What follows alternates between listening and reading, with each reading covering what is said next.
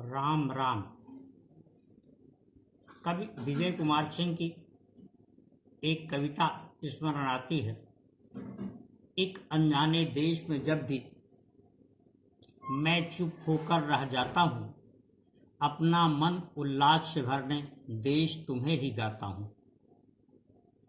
इस कविता का प्रसंग यहाँ सिर्फ इतना ही है कि हम प्रसन्नता को तलाशने के लिए अपने पर्यावरण पर निर्भर हैं। वह पर्यावरण जिस पर हम निर्भर हैं उसे हमेशा परिशुद्ध बनाए रखने का हमारा अपना भी दायित्व है। हमें ध्यान रखने की आवश्यकता है कि जब हम उस परिवेश को शुद्ध रखने, निर्मल रखने, पवित्र रखने के लिए अपने मन, वाणी, कर्म और वचन से सदा यत्नशील रहेंगे तो हमें हमेशा उल्लास और सुख ही प्राप्त होगा, हमें हमेशा आनंद ही प्राप्त होगा। जब हम अपने बारे में विचार करते हैं, जब हम अपने से ऊपर उठ करके विचार करते हैं तो दोनों स्थितियों में अंतर होता है।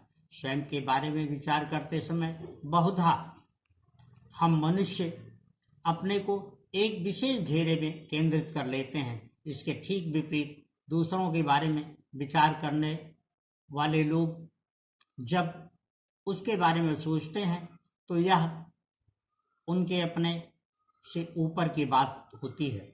वह स्वयं को उसमें केंद्रित रख करके बहुधा नहीं सोचते हैं। दूसरों के हित की प्रेरणा उनके मन में जब जगती है, स्फूर्त होती है, स्वतः प्रेरणा हो अथवा प्रेरित, तो उसके बारे में सोचना ही वह अपने जीवन का अंग बना लेते हैं। हमारे समाज में बहुत सारे ऐसे लोग विद्यमान हैं जिनके लिए लोक का चिंतन ही उनका अपना जीवन दर्शन बन गया है। श्री रामचरितमानस और विभिन्न रामायणों के आधार पर आधारित रामायण का उत्तरकांड जो कल समाप्त हुआ, उसका अर्थ और अभिप्राय अगर हम देखें तो वह ये है कि वास्तव में त्याग ही जीवन का अंतिम लक्ष्य है और उसी से मोक्ष प्राप्त होता है। त्याग के लिए आवश्यक है कि हम किसी भी चीज, किसी भी वस्तु, किसी भी संबंध से मोह न करें, किंतु एक बात सदैव ध्यान रखें कि जब तक जीवन में हम अपने कर्तव्य पथ पर आगे बढ़ रहे हैं, हमेशा इस प्रकार का व्यवहार करें जिससे लोगों को हमसे लगाव, हमसे स्नेह प्रतीत होता रहे। उन्हें लगे कि हम उनके बारे में भी सोचते हैं, उनके बारे में भी यत्नशील होते हैं, उनके बारे में भी हमारे मन में करुणा पैदा होती है, दया पैदा होती है और सहायता का भाव पैदा होता है। यही भाव हमें दूसरों से जोड़ता है। इस बारे में एक और बात समझ में आती है और वो यह है कि यह स्थिति तभी प्राप्त होगी जब हम उसके लिए चिंतन करेंगे। चिंतन के लिए विषय तलाशने की खातिर हमें पुस्तकों को उठाने की आवश्यकता नहीं है। हम अपने मन को, अपने ज्ञान को, अपने ध्यान को ऐसे विषयों, ऐसे बिंदुओं की तरफ ले जाकर के केंद्रित करें और थोड़ी देर अपने से, स्वयं से साक्षात्कार करते हुए, अपनी अंतरात्मा से साक्षात्कार करते हुए अगर हम उससे प्रश्न पूछें तो वह हमारे बहुत सारे सवालों का जवाब देती हुई चलती है। और ऐसी स्थिति जब हम बनाते हैं तो हमें उसी से प्रेरणा या प्रेरक बिंदु या पथ प्राप्त होता है।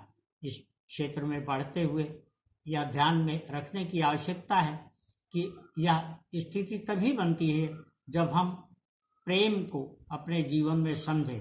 प्रेम वह है जिससे हम स्वयं को केंद्र में रख करके दूसरों को अपनी तरफ आकर्षित करते हैं, दूसरों को अपनी तरफ जोड़ने के लिए यत्नशील होते हैं।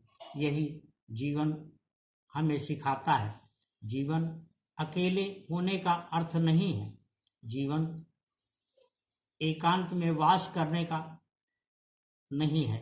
जीवन का उद्देश्य यह नहीं है। जीवन का उद्देश्य जीवन की सार्थकता के लिए इस धरती पर जो भी हमारे अपने उपयोग में है उसके संरक्षण से है।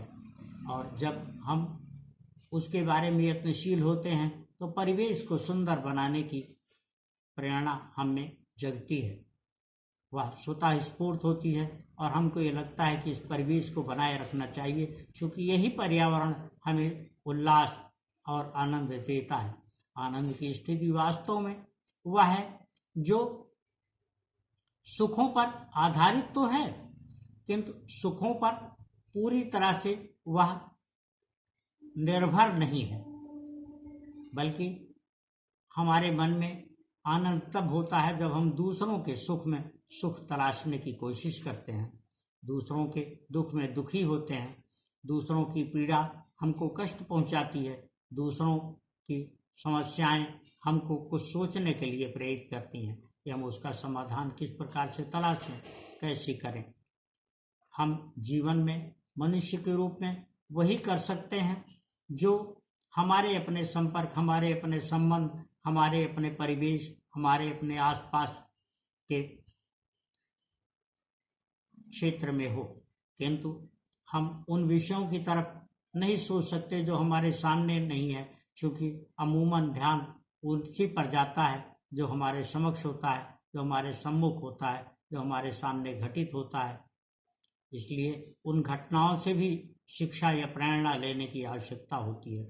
जब हम इस बारे में और अधिक गहराई से सोचते हैं तो उन्हीं से कुछ बिंदु इस प्रकार से अंकुरित होते हैं, जो अंकुर फूटते हैं उससे आशाएं बनती है, और वो आशाएं हमें न केवल हमारे मन मस्तिष्क में बल्कि दूसरों के लिए हमको जोड़ने से वह आगे बढ़ती है। और दूसरों के बारे में जब हम किसी प्रकार का विचार अपने मन में लाते हैं तो हमें स्वयं यह समझ में आता है कि दूसरे हमसे तभी जुड़ेंगे जब हमारा कोई ऐसा कार्य उनको प्रभावित करेगा, उन पर किसी प्रकार का असर डालेगा, किसी को लगेगा कि हमारी उपस्थिति उनको किसी प्रकार का उल्लास दे रही, किसी प्रकार का आनंद दे रही, किसी प्रकार की सहायता दे रही है। इसलिए इन बातों पर ध्यान रखते हुए हमें ये ध्यान रखना होगा कि प्रेम की एक बूंद इस मरुस्थल पर सागर के समान होती है। जब हम प्रेम को आत्मसात करेंगे तो हमारे चतुर्दिक इस प्रकार की भावनाएं हमको दिखेंगी, जिनमें हम अपनापन पाते हैं और उनके साथ हमारा लगाव बढ़ता है। वह चाहे कोई वस्तु हो, चाहे कोई स्थान हो, अथवा चाहे कोई व्यक्ति हो।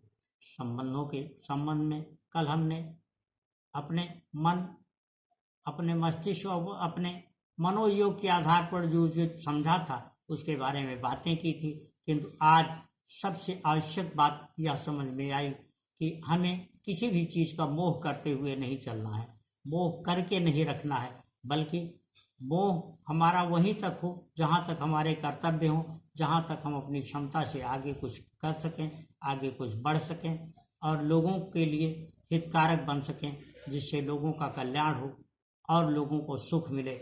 जीवन का लक्ष्य इन्हीं बातों पर अवलंबित होता है, और जब हम इसके लिए यत्नशील होंगे तो निश्चित तौर पर हम जीवन को अपने वह दे सकने की स्थिति में होंगे जिससे हम संतुष्ट होंगे।